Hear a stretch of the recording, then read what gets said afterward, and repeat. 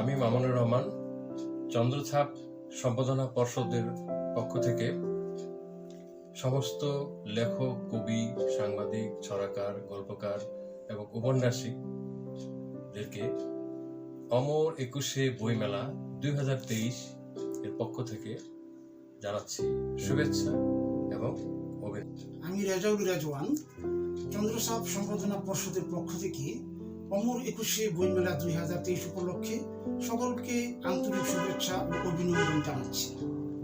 আমি শাহরিয়ার হোসেন অমর ২১শে বইমেলা ২০২৩ উপলক্ষে সকলকে জানাচ্ছি আন্তরিক শুভেচ্ছা ও অভিনন্দন।